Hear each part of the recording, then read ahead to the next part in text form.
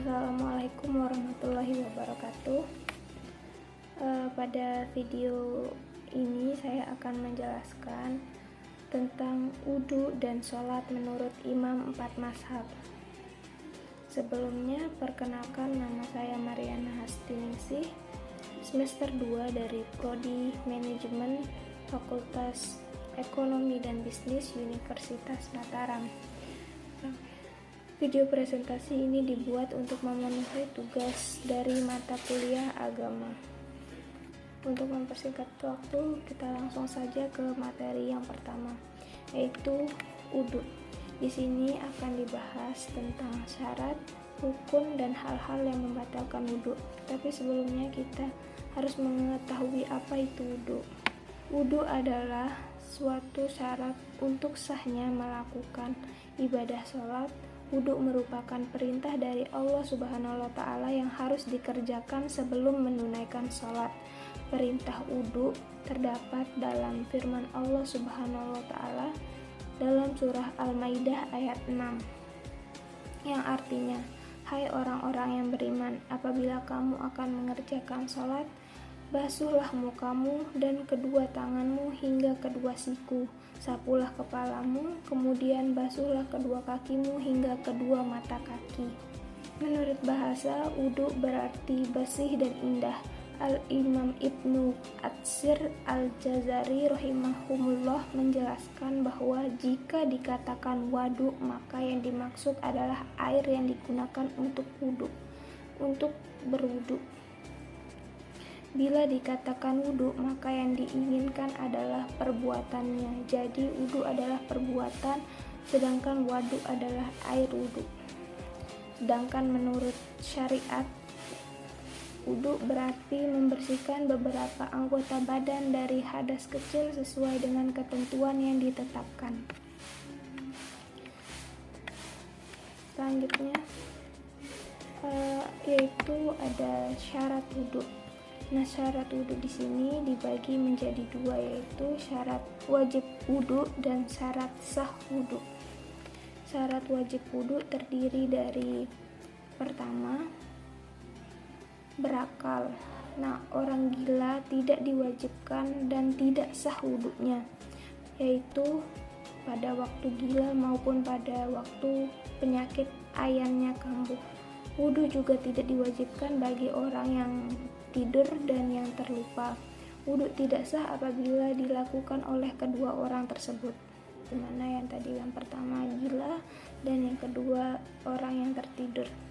Pendapat ini adalah menurut jumhur ulama selain mazhab Hanafi, karena tidak terdapat niat pada orang yang tertidur atau yang terlupa. Yang kedua yaitu balik. Wudhu tidak diwajibkan kepada anak-anak dan tidak sah kecuali dari orang yang mumayyiz. Mumayyiz ini apa? Mumayyiz adalah seorang anak yang telah mencapai usia 7 tahun, yang sudah bisa membedakan antara yang buruk dan yang baik. Mumayyiz juga merupakan syarat bagi sahnya wudhu. Yang ketiga ada Islam. Islam adalah syarat wajib menurut ulama mazhab Hanafi. Hal ini berdasarkan pendapat yang masyhur di kalangan mereka, yang mengatakan bahwa orang kafir tidak diperintahkan menunaikan ibadah dan hukum-hukum syariah lainnya. Oleh karena itu, orang kafir tidak diwajibkan berwudu karena orang kafir tidak diperintahkan melaksanakan hukum-hukum syariat.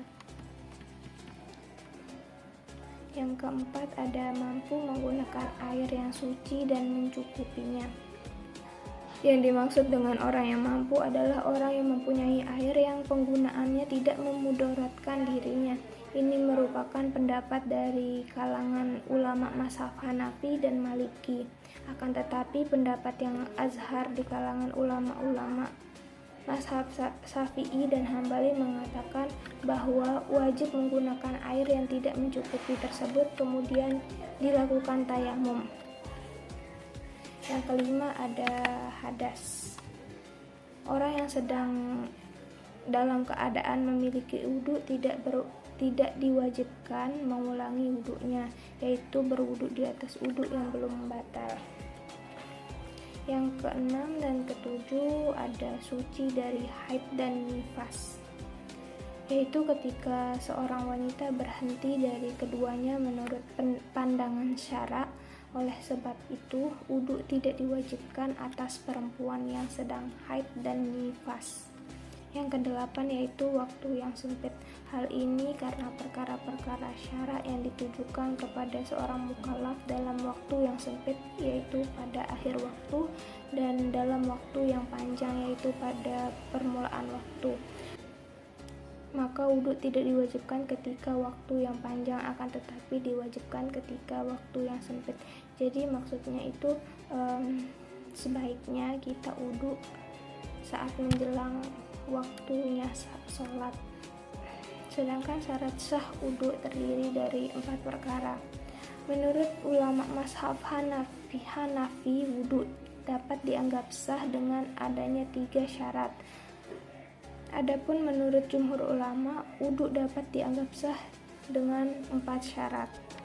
Yang pertama, meratakan air yang suci ke atas kulitnya, yaitu meratakan air ke seluruh anggota yang wajib dibasuh hingga tidak ada lagi yang tertinggal.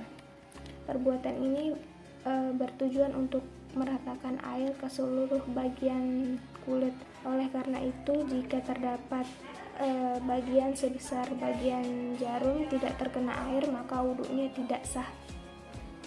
Nah, yang kedua ada menghilangkan apa saja yang menghalangi air sampai ke anggota wudhu.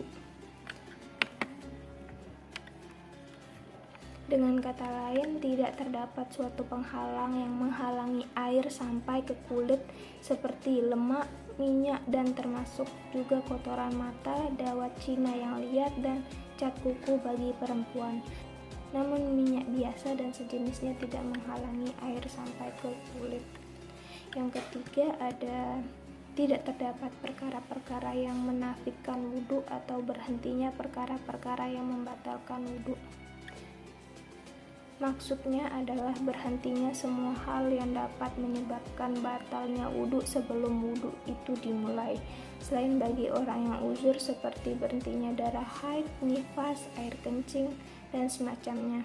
Begitu juga disyaratkan berhentinya hadas ketika sedang melakukan wudhu, karena apabila seseorang keluar kencing ketika sedang wudhu, maka wudhunya batal dan menyebabkan wudhunya tidak sah. Sebagai kesimpulan, wudhu yang dilakukan ketika hadas berlangsung atau ketika perkara yang membatalkan wudhu adalah tidak sah bagi orang yang tidak uzur.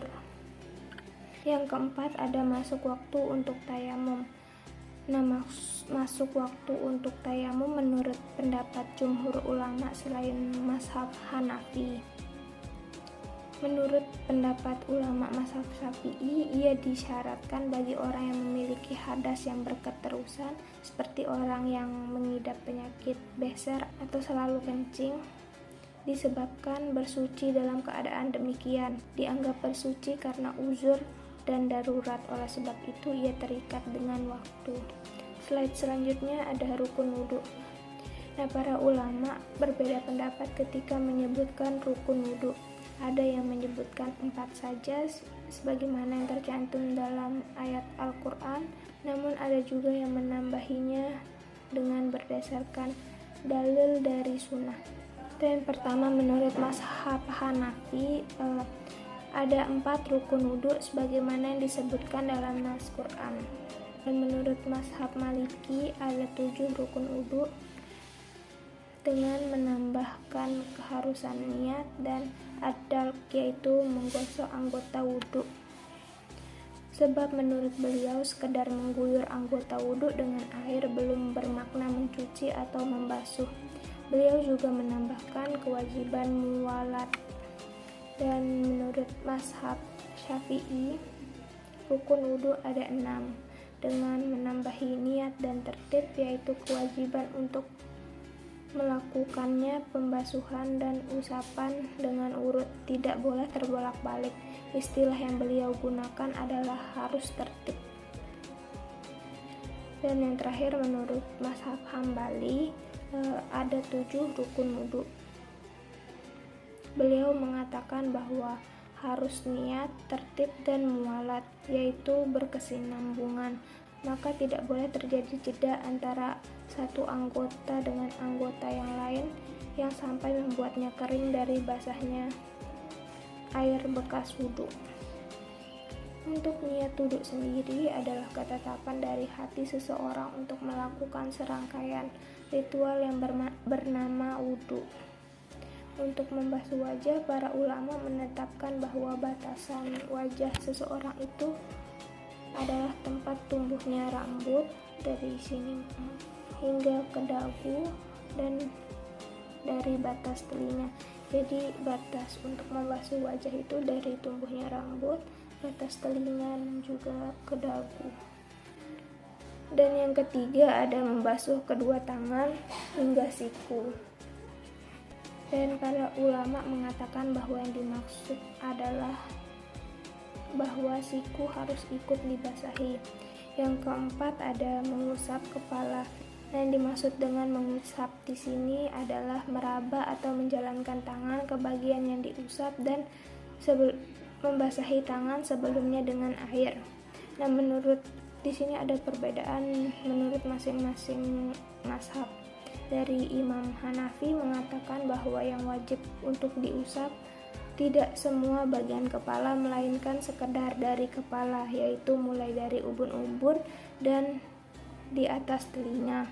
Dan menurut Imam Maliki dan Imam Hambali mengatakan bahwa yang wajib diusap pada bagian kepala adalah seluruh bagian kepala.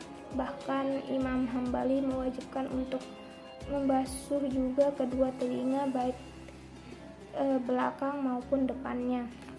Sedangkan menurut Imam Syafi'i mengatakan bahwa yang wajib diusap dengan air hanyalah sebagian dari kepala, meskipun hanya satu rambut saja. Dalil yang digunakan beliau adalah hadis Al-Mughirah bahwa Rasulullah SAW ketika berwudu mengusap ubun-ubunnya dan imamahnya atau sorban yang melingkari kepala. Yang kelima ada membasuh kaki. Menurut jumhur ulama, yang dimaksud dengan hingga mata kaki adalah membasahi mata kakinya itu juga. Yang keenam ada tertib. Yang dimaksud dengan tertib adalah mensucikan anggota wudhu secara berurutan mulai dari awal hingga akhir, maka membasahi anggota wudhu secara acak akan menyalahi aturan wudhu. Urutannya adalah sebagaimana yang disebutkan dalam Al-Quran, yaitu wajah, tangan, kepala, dan kaki. Namun Imam Hanafi dan Imam Maliki berpendapat bahwa tertib tidak merupakan bagian dari fardu wudhu, melainkan hanya sunnah muakkadah. Akan halnya urutan yang disebutkan dalam Al-Quran bagi mereka tidaklah mengisyaratkan kewajiban urut-urutannya. Namun Imam Syafi'i dan Imam Hambali bersikeras mengatakan bahwa tertib urutan anggota yang dibasuh merupakan bagian dari fardu dalam wudhu. Sebab demikianlah selalu datangnya perintah dan contoh praktek wudhunya Rasulullah. Tidak pernah diriwayatkan bahwa beliau berwudu dengan terbalik-balik urutannya dan membasuh anggota dengan cara sekaligus semua dibasahi tidak dianggap sah. Yang ketujuh ada mualat. Maksudnya adalah tidak adanya jeda yang lama ketika berpindah dari membasuh satu anggota wudhu ke anggota wudhu lainnya. Ukurannya menurut para ulama adalah selama belum sampai mengering air wudhunya tersebut. Di sini mazhab yang memasukkan mualat bagian dari rukun wudhu adalah mazhab Imam Maliki dan mazhab Imam Hambali. Ya, dan yang terakhir ada adal. Yang dimaksud dengan adal adalah menggosok tangan ke anggota wudhu setelah dibasahi dengan air dan belum sempat kering. Hal ini tidak menjadi kewajiban menurut jumhur ulama, namun khusus Imam Maliki mewajibkannya. sebab sekedar mengguyur air ke atas anggota tubuh tidak bisa dikatakan membasuh seperti yang dimaksud dalam Al-Quran. Slide selanjutnya ada hal-hal yang membatalkan wudhu. Nah, di sini ada beberapa hal yang membatalkan wudhu dan memiliki perbedaan pendapat dari masing-masing mazhab. Yang pertama yaitu keluarnya sesuatu lewat dua lubang, yaitu kubul atau dubur. Di sini menurut Imam Hanafi batal, Imam Syafi'i dan Hambali juga batal, tetapi menurut Imam Maliki batal jika keluar sesuatu yang lazim juga dari lubang yang lazim. Nah, maksudnya di sini keluar sesuatu yang lazim dari lubang yang lazim itu seperti pipis atau air kencing yang keluar dari lubang yang seharusnya. Yang tidak lazim menurut Imam Maliki di sini yaitu seperti batu, darah atau nanah tidak membatalkan wudhu jika sesuatu tersebut terbentuk di dalam usus atau bukan dari menelan batu. Yang kedua yaitu tidur bukan dalam posisi tamakun atau di atas bumi. Jadi posisi tidurnya itu tidak menghadap ke samping kanan atau kiri, tapi menghadap ke atas dengan bagian bawahnya masih menyentuh bumi. Jadi tidak memungkinkan keluar sesuatu dari dubur. Di sini menurut Imam Hanafi, Imam Syafi'i batal.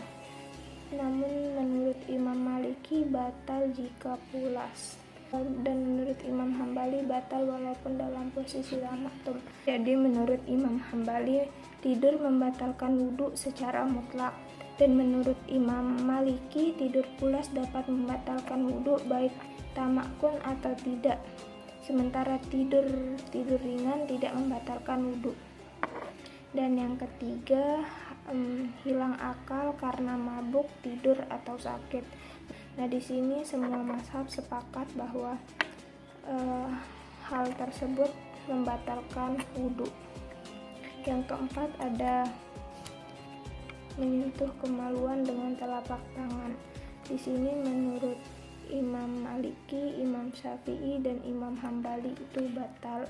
Sedangkan menurut Imam Hambali tidak batal. Dan hal yang kelima yaitu menyentuh kulit lawan jenis yang bukan mahram. Menurut Imam Hanafi tidak batal, menurut Imam Maliki batal jika merasa lezat, menurut Imam Syafi'i batal, dan menurut Imam Hambali batal dengan syahwat. Yang keenam ada keluarnya sesuatu dari badan. Menurut Imam Hanafi batal, sedangkan menurut Imam Maliki, Syafi'i dan Imam Hambali tidak batal. Nah, yang dimaksud keluarnya sesuatu dari badan di sini yaitu seperti darah, nanah dan semacamnya akibat luka atau lainnya.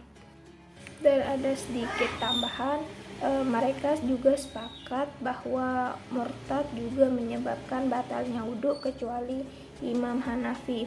Namun Imam Hanafi berpendapat ketawa dalam sholat juga menyebabkan batalnya wudhu. Makan daging kambing atau unta menurut Imam Hambali juga yang termasuk membatalkan wudhu. Dan yang terakhir, ragu terhadap hadas membatalkan wudhu menurut Imam Maliki. Selanjutnya kita beralih ke materi berikutnya yaitu sholat. Di sini sama, kita akan membahas tentang syarat, rukun, dan hal-hal yang membatalkan sholat. Tapi sebelumnya kita juga membahas pengertian sholat terlebih dahulu. Secara lugawi, kata sholat mengandung beberapa arti yang dapat ditemukan. Nah, contohnya dalam Al-Quran ada yang berarti doa sebagaimana dalam surah At-Taubah ayat 103 yang artinya, dan berdoalah untuk mereka, sesungguhnya doa kamu itu menjadi ketentraman bagi jiwa mereka. Maksud dari kata dan berdoalah untuk mereka yaitu doakanlah dan mohonkanlah ampun bagi mereka. Sedangkan kata menjadi ketentraman bagi jiwa mereka Ibnu Abbas mengatakan yaitu sebagai rahmat bagi mereka, sedangkan Qatadah mengatakan yaitu ketenangan. Slide selanjutnya yaitu di sini ada syarat sholat. Yang pertama ada menurut Imam Hanafi, syarat sholat dibagi menjadi dua, yaitu syarat wajib dan syarat sah sholat. Yang pertama yaitu syarat wajib sholat, diantaranya menurut Imam Hanafi yang pertama telah menerima dakwah Islam, beragama Islam, berakal sehat, balik dan tidak dalam keadaan haid atau nifas.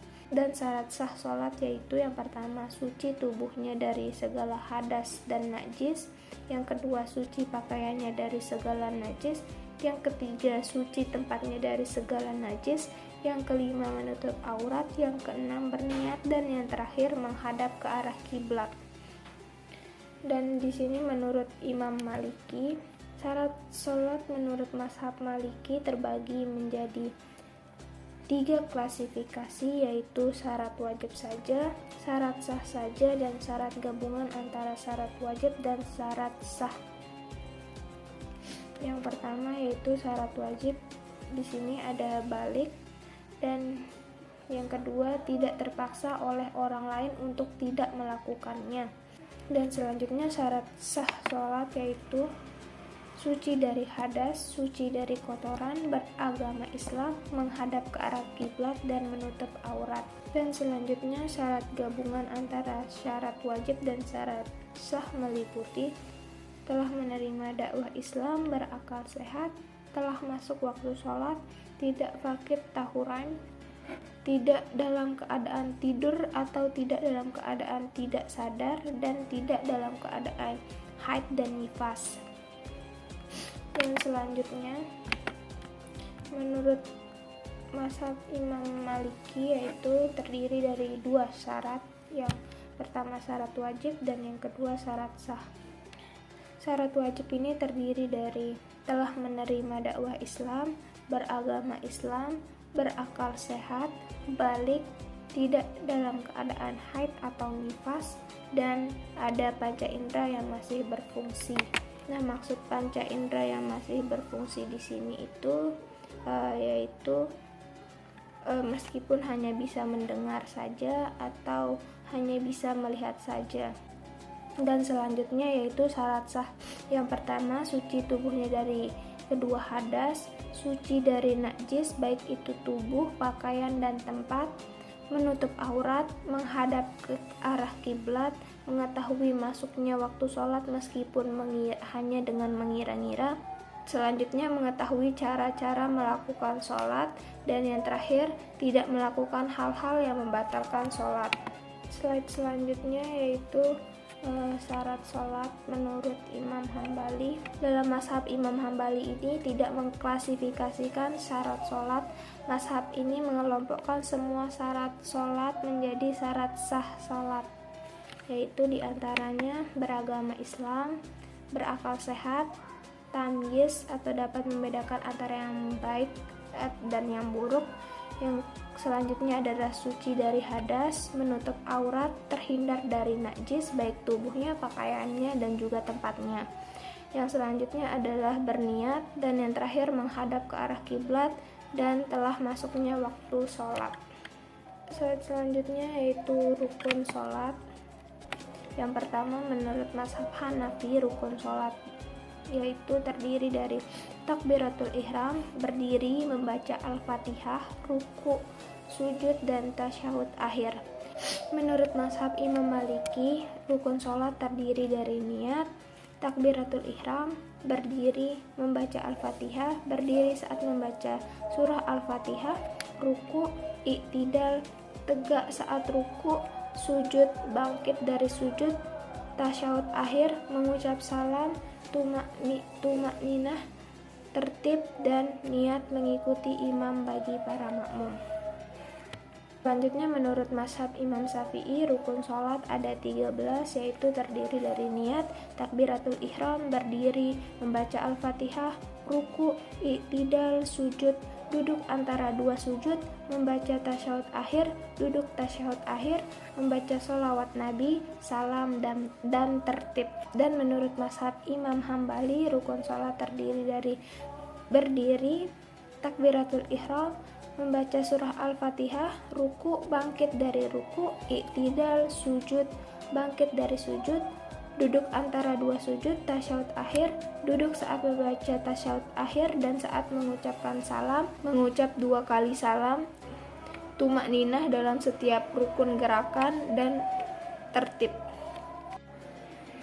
Kita lanjut ke slide berikutnya, yaitu hal-hal yang membatalkan sholat. Hal-hal yang membatalkan sholat itu secara garis besar ada 5. Hal ini yang disepakati oleh para imam mazhab, yaitu yang pertama, berbicara. Sekurang-kurangnya terdiri dari 2 huruf walaupun tidak mempunyai makna. Namun imam mazhab berbeda pendapat tentang berbicara karena lupa atau tidak sengaja. Mazhab Hanafi dan Hambali tidak membedakan berbicara karena lupa atau sengaja. Keduanya tetap membatalkan sholat. Sedangkan mazhab Imam Syafi'i dan Maliki berpendapat tidak batal sholat disebabkan perkataan yang diucapkan karena lupa atau tidak sengaja, kalau hanya sedikit. Demikian juga bila berdehem. Jika berdehem tanpa maksud, maka sholatnya batal menurut mazhab selain Maliki. Yang kedua yaitu setiap perbuatan yang dapat menghilangkan bentuk sholat. Ini juga poin ini disepakati oleh seluruh mazhab. Yang ketiga yaitu makan dan minum. Sepakat seluruh mazhab bahwa makan dan minum itu membatalkan sholat. Hanya saja berbeda pendapat tentang kadar dari makanan dan minum yang membatalkan sholat tersebut. Menurut mazhab Hanafi, perbuatan makan atau minum baik banyak atau sedikit, sengaja atau lupa, maka membatalkan sholat, maupun hanya secuil roti dan seteguk air. Menurut Imam Hambali, jika makan atau minum itu banyak, baik secara sengaja ataupun tidak sengaja, maka dapat membatalkan sholat. Jika sedikit, maka apabila dilakukan dengan sengaja, sholatnya batal. Jika tidak sengaja atau lupa, tidak membatalkan. Yang keempat yaitu jika datang hadas, baik hadas besar maupun hadas kecil. Ini kesepakatan seluruh mazhab kecuali mazhab Hanafi. Kalau datangnya hadas tersebut sesudah tasyahud sebelum salam, maka sholatnya tidak batal. Yang terakhir ada tertawa terbahak-bahak. Ini juga kesepakatan seluruh mazhab kecuali mazhab Hanafi. Menurut mazhab Hanafi, hukumnya sama dengan poin 4 di atas. Sekian itu saja yang dapat saya presentasikan. Kurang lebihnya mohon maaf. Wassalamualaikum warahmatullahi wabarakatuh.